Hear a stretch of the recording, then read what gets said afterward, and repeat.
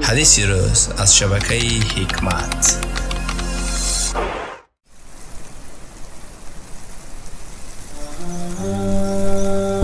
پیامبر محمد صلی الله علیه و سلم گفتند: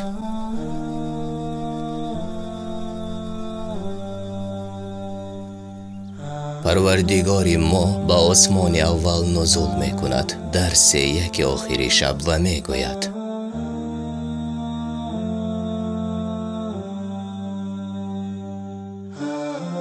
کیست که دعا کند و من دعایش را اجابت نمایم؟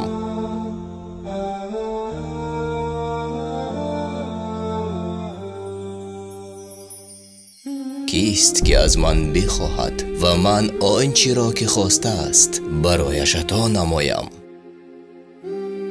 و کیست که از من طلب آمرزش یعنی توبه میکند تا که من او را بیامرزم؟